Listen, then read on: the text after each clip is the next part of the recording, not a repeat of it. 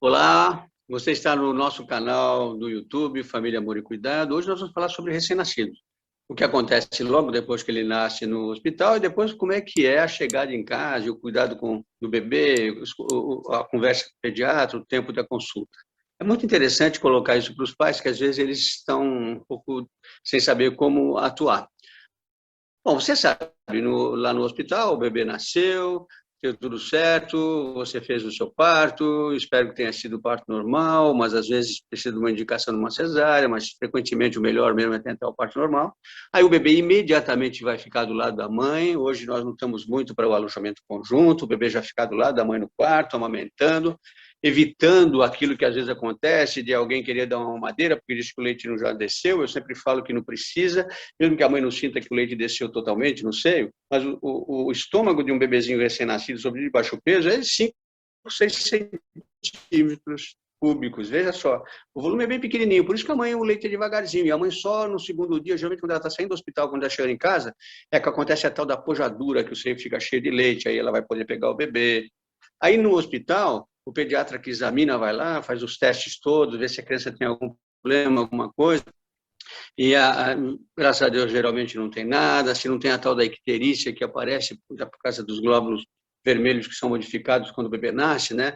Aqueles glóbulos vermelhos intraútero, chamados fetais, eles são usados para pegar oxigênio na placenta, e quando o bebê nasce e respira, esse glóbulo começa a ser destruído, e a medula do bebê começa a produzir um novo glóbulo, e aí aquele glóbulo vermelho lá dentro do antigo fetal é destruído, aí dá um pouquinho daquela icterícia, chamada bilirrubina, que vem da hemoglobina que está sendo destruída. Isso, na grande maioria das vezes, essa icterícia é banal, não precisa de nada, a não ser que a mãe tenha um problema RH, seja RH negativo para RH positivo, não tenha tomado a vacina, a chamada vacina, que não é bem uma vacina, o Rogan, que antigamente não existia. Bom, mas tudo isso, aí ele vai sair da maternidade tendo feito o teste do pezinho, colher o sanguinho, que o mais ampliado possível, quanto mais melhor, fez o teste da orelhinha para ver se está escutando bem, faz o teste ocular, ver se tem o reflexo vermelho do olho, isso é tudo feito na maternidade. Aí o bebê sai e vai para casa.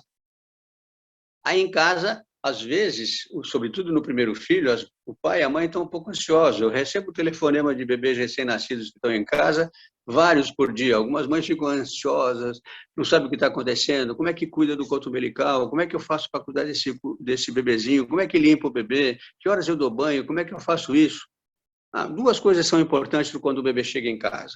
Primeiro é continuar amamentando na autodemanda, ter uma boa pega do seio para não machucar, pegar na areola, não pegar no mamilo, se comunicar com o pediatra para prevenir a fissura, evitar ao máximo da mamadeira, não precisa da água, a mãe é que tem que se hidratar bem, tomar bastante água, e saber de antemão que esses primeiros dias, as primeiras semanas do bebê em casa, são um pouco difíceis no sentido do sono. Os bebês dormem, a cada 2 horas, nesse período eles dormem 12, 14 horas nas 24, às vezes acordam à noite várias vezes para mamar, durante o dia eles dormem bastante. Aí alguma recomendação, não, mas se ele tiver passar de 3, 4 horas, acorda ele para aumentar, para ele não ter hipoglicemia. Mas se o bebê está dormindo e está bem à noite, não precisa acordar, fica de olho. Durante o dia, você deixa ele mamar quando ele chora. Se ele chora, você pega no colo, põe para amamentar, isso é muito importante. Agora, uma coisa que é fundamental é o cuidado com o cordão umbilical, o chamado coto umbilical, aquele pedacinho de coto umbilical que fica que o obstetra clampeou, cortou e está lá. Aí ele te recomenda que você compre um vidrinho com álcool a 70%, álcool absoluto, e com um cotonete você resseca esse coto umbilical, limpe lá em volta e vá fazendo isso. E esse coto umbilical varia. Geralmente eles vão secando muito rápido, bem progressivamente, geralmente em 15 dias, no máximo 20 dias eles caem. Alguns caem um pouco mais cedo. Mas precisa tomar cuidado para não puxar, porque às vezes arrebenta, sangra, aí tem que ir lá no hospital, tem que cauterizar, o médico tem que dar um pontinho. Eu já fiz isso muitas vezes no passado, mas hoje em dia a gente orienta bem as mães para realmente evitarem por fraldas que grudem, que na hora de tirar a fralda pode puxar o coto umbilical, deixar ele bem soltinho, pôr a fralda de uma maneira que evite, por exemplo, que o xixi da fralda ou o cocô vá lá no coto umbilical, porque para evitar prováveis contaminações, embora isso seja raro, e 1 ou 2 vezes por dia limpar com cotonete. Aí vem a segunda recomendação, é como é que ele dorme em casa. Deve dormir, se possível, no quarto dos pais, do lado da cama da mãe, num lugarzinho bem ventilado, que que haja bastante respiração, que o ar circule bastante. O bebê deve dormir de barriguinha para cima, num bercinho ventilado, sem estar fechado, não deve dormir no bebê conforto, nem dentro do carrinho. Por quê? Porque ele exala gás carbônico. Se ele fica num lugar em que o gás carbônico não escorre, não sai, como se fosse um líquido, ele vai ter uma respiração, às vezes, mais difícil, porque vai ter mais gás carbônico do que oxigênio, do que ar atmosférico. Então, num lugar bem ventilado, deve dormir de barriguinha para cima, nunca de bruços só quando você está olhando para trocar, e no lugar o mais ventilado possível. Muito cuidado com a roupa. Num país como o nosso, no verão, nada de super agasalhar. Algumas vovós acham que tem que pôr cobertor, que o bebê tem frio quando é pequenininho. Não é verdade. Ele tem que ter uma temperatura adequada, com roupa folgada, em lugar bem ventilado, com janelas que permitem circulação de ar, nada em lugar abafado.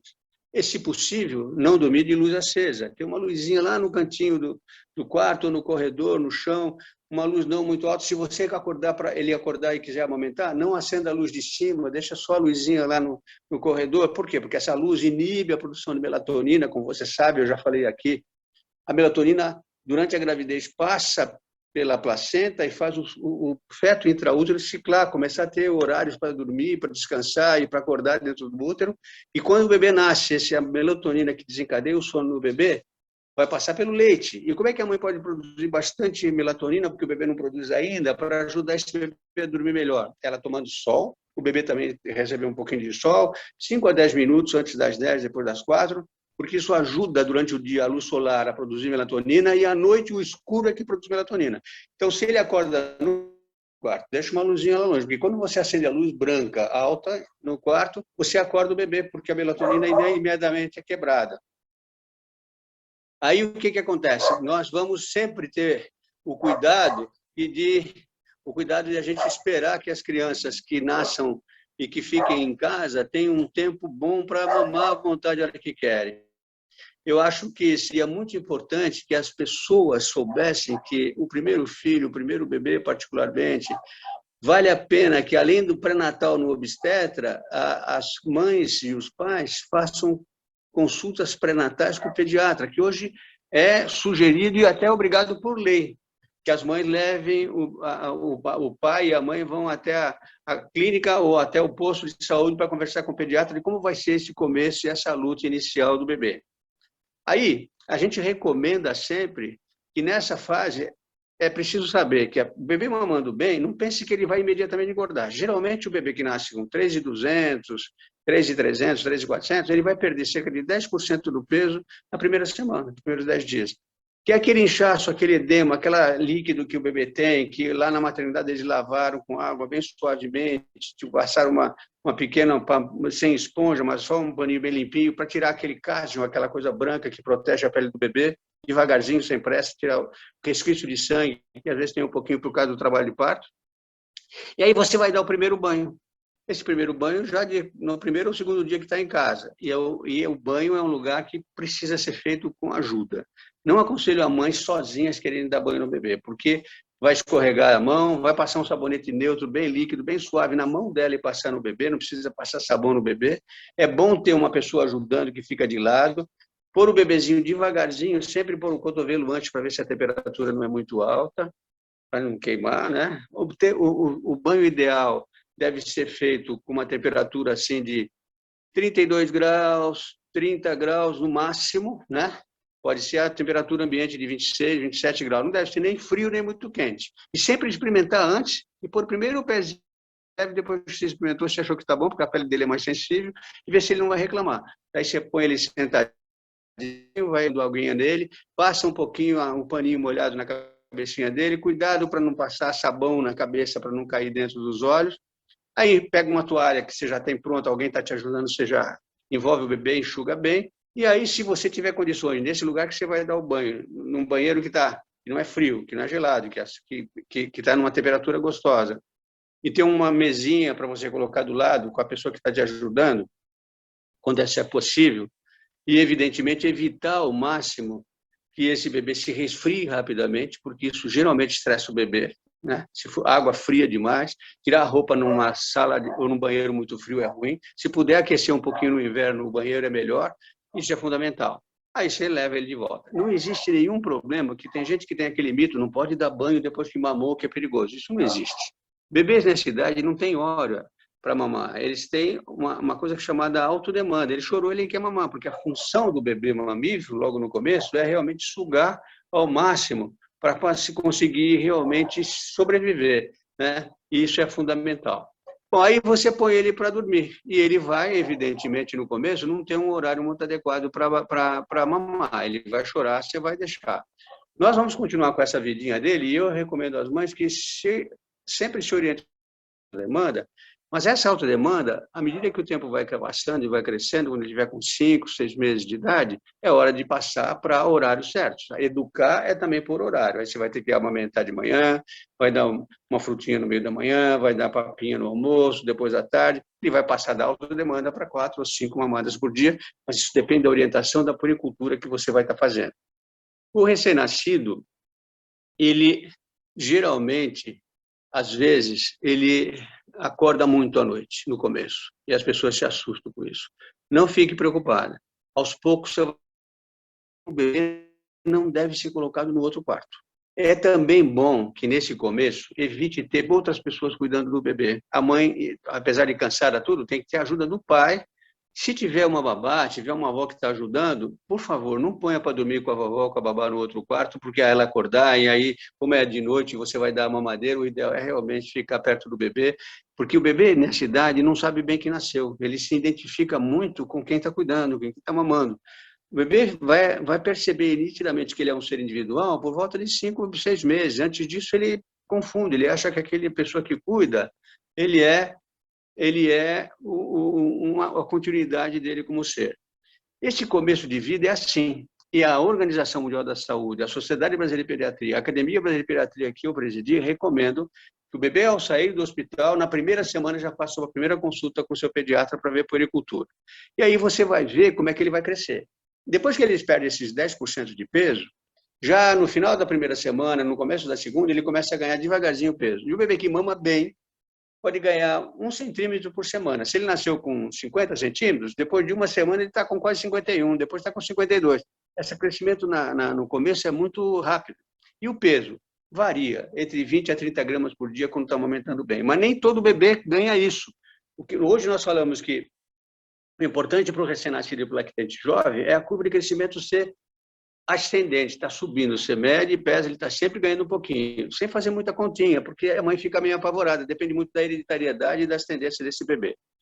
Aí vem também as vacinas. Lá na maternidade, ele já tomou a hepatite B, primeira dose, e às vezes a BCG. Antigamente a gente fazia BCG na maternidade. Hoje não. Hoje a BCG não tem mais nas maternidades, e o pediatra recomenda fazer o BCG quando ele ver você. E eu sou um pediatra e gosto de esperar até o final do primeiro para fazer a BCG. Fazer hepatite quando nasce, faz a BCG até 25, 30 dias, por um motivo imunológico aí que a gente pode até conversar com você em outra hora. E depois ele vai ter vacinas a partir dos 2 meses, quando você começar a ser seguida pelo seu pediatra. Essa é uma visão de como é que é o recém-nascido. Sai da maternidade, sai do parto, chega em casa e ele, se possível, logo depois da primeira semana, se você tiver um lugarzinho onde possa dar sol para ele, 5 a 10 minutinhos de sol, só levanta a camisinha, baixa a fraldinha, deixa pegar um lugar dentro de casa, só protege os olhinhos para ele não se ofuscar, deixa ele tomar um solzinho antes das 9h30, 10 horas, ou depois das 4. Só para ajudar o metabolismo, ajudar um pouquinho na tal da icterícia, que a bilirrubina se destrói também com a luz solar, e, evidentemente, já começar a absorção de vitamina D e ajudar na produção de melatonina da mãe e do bebê. Grande abraço.